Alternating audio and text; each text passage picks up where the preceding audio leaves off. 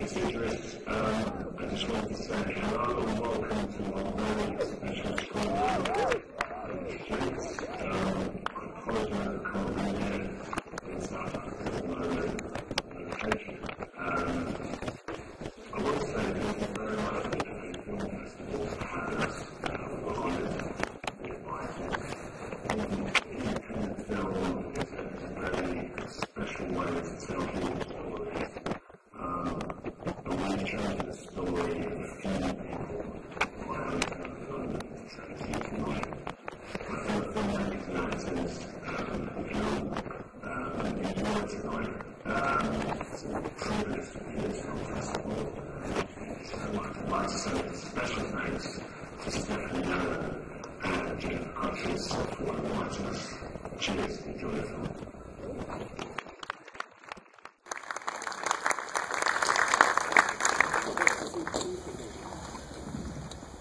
And I think Leon's going to join us, and Franz and Pippa. Leon, Franz, and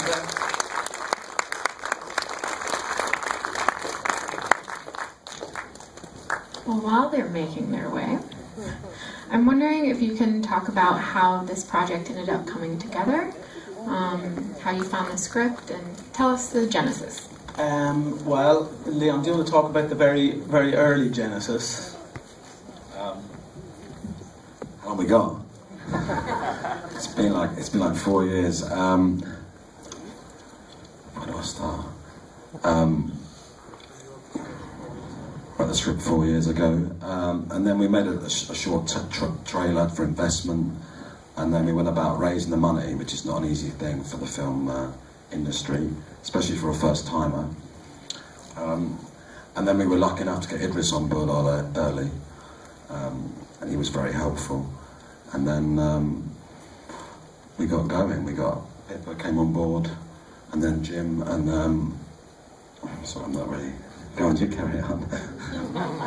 I got sent. I was actually in New York, and I was doing some ADR with Alex Kingston, and I got sent the script and read it in one sitting, and I thought it had such life about it, and energy, and a truth, and I thought the characters were beautifully nuanced, and I thought there was a sort of reality to it and a truth to it, but also a poetry. And I thought that's something that I felt I hadn't seen. I think I'd seen a lot of London films, and they all felt very similar in tone, either sort of gangstery or very kitchen sink. And I just felt this was the first script that I'd read, or a film that I could imagine where you could see the whole sort of across 3 sections of London society. And having lived there for a long time, I thought that this has really captured kind of a number of elements of London, both good and bad. And I thought, wow, this is a chance to really capture that city and capture what life is like living in a big city in a way that is truthful and nuanced and real, but as I said, also has a sort of poetry to it. So, I mean, I was immediately drawn to it. And at that stage, Gemma and Idris were on board, but we didn't have anybody else, I think. And I felt that our biggest, in anticipation of another question you might ask, our biggest casting challenge was going to be the part of Kingsley, because we start and end with Kingsley, and Kingsley brings us into the story and through the story.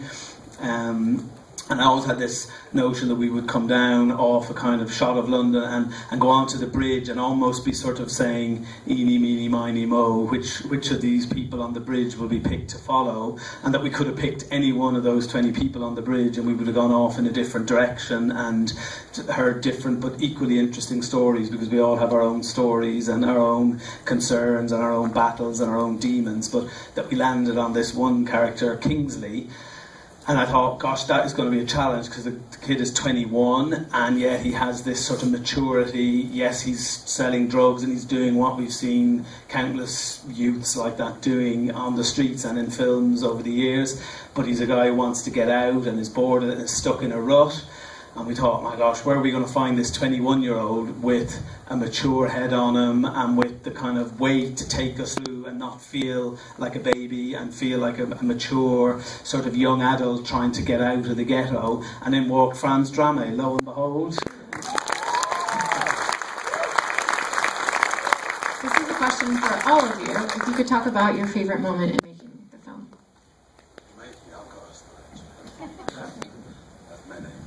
Well, obviously, we were very professional, and the whole kind of 7 weeks went very smoothly.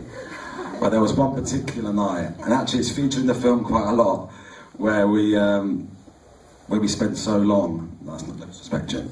We spent so long on everything else. It was in the hotel scene, so it was very complicated, and we had about 1.5 hours to go, and we couldn't get to our last location of the day, which was outside the nightclub where Max was having a bump, and there was a big queue of fans watching him, and we thought we can't get to this place, so a few of the crew had finished early but were drinking in this nightclub next to the Hilton, and we thought, what can we do? I think Idris was having a drink in there as well, and I went to the manager of the nightclub and said, look, I'm really sorry to do this. They're open, this nightclub's open as well, by the way.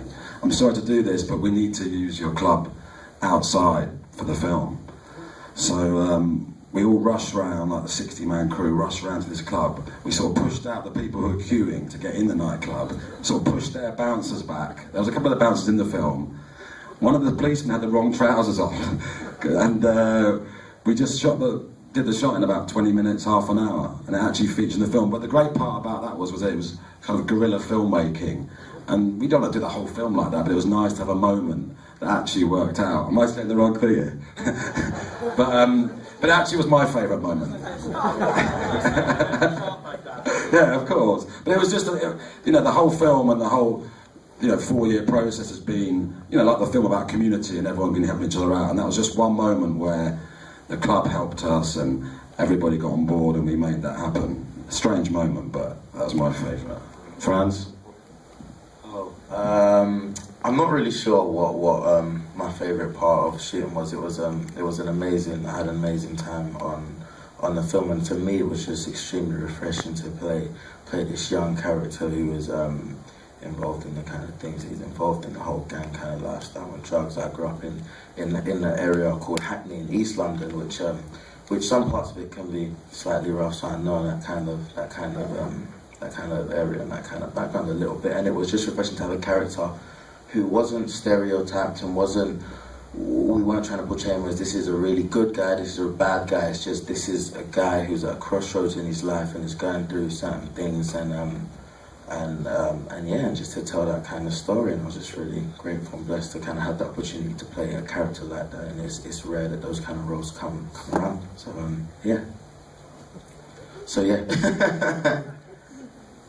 I'll only just, I'll only just finish off the story of that night outside the club. I'm sure you have the same rules in LA, but they're quite strict about fake police cars, for kind of obvious reasons, I guess. So we had our fake policeman in our fake police car, licensed to be in a different bit of town, and they then had to obviously come and join us because we were going to do this guerrilla thing. And so they all turned up, and I was convinced we were all going to be in jail, I have to say. But what was extraordinary was part of the point of the film was where the rich and the poor collide, and London's very much like that. And we were standing outside this club, and all these high rollers were starting to come pouring past in more cars, or bigger, better cars than we'd even written into the script. So it was an extraordinary night, but essentially, as some of you will know, producers don't really have great moments on shoots because it's permanently stressful.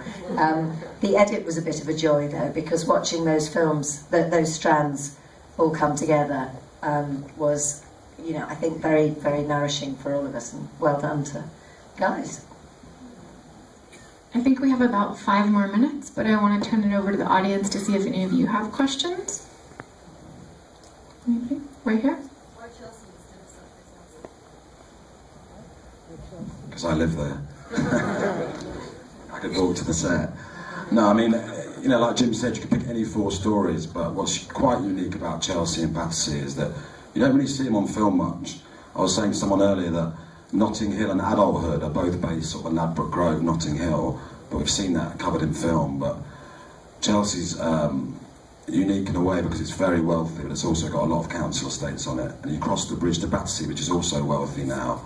but it also has a mixture, a lot more about council estates. But on the screen it looks amazing with the bridges and the river.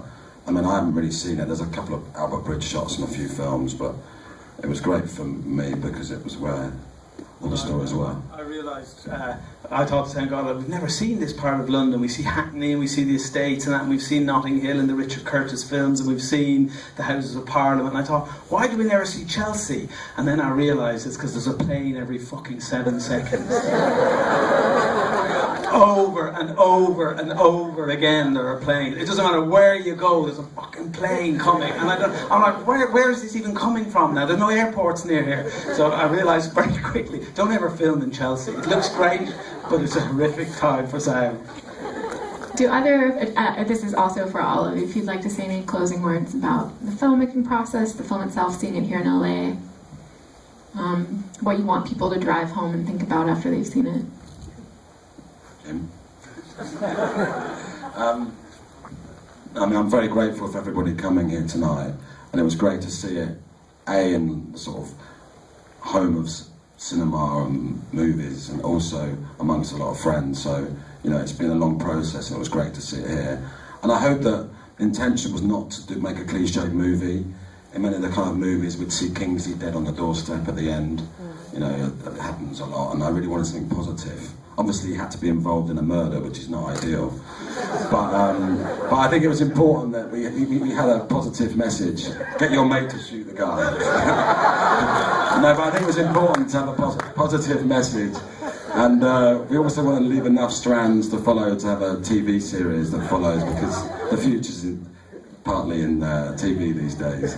But no, I think, you know, all round, we wanted to cover real life London and see London at its best, but also in reality, in an hour and a half as much as you can. So, I just think as well that, you know, it's interesting that there are characters who seem to have everything or had the world at their feet, like Idris's character Max, and then Kingsley who doesn't, and you see them, and Gemma's character, they're all going through very much the same things and the same kind of existential crises and the same difficulties and challenges and internal crises, and to see that sort of going across cultures, across race, across socio-economic circumstances, it felt like it was a kind of a leveller. Interesting that Idris is also from Hackney, of course, and my favourite moment in the whole process was meeting Franz, to be honest with you, because I cast Idris in one of his first things back in the UK after he had done one series of The Wire, and we had the same agent, and he said, you've got to see this guy,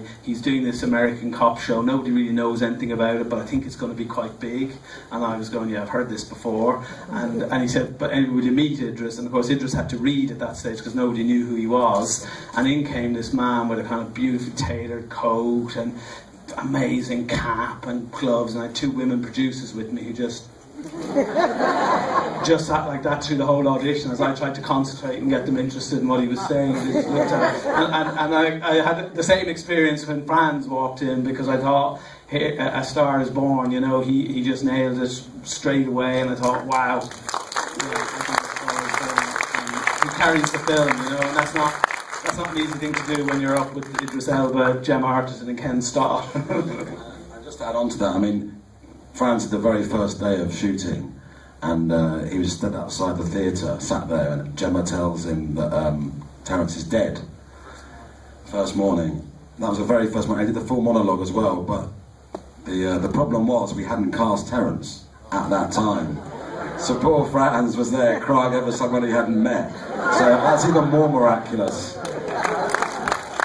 Thank you again for giving us your world premiere. Everyone, remember that you have ballots. They're collecting them at the door, and will you be in the lobby afterwards in case folks want to make comments or ask questions? Yeah. So we can continue this out in the lobby. Thank you again. Thank you.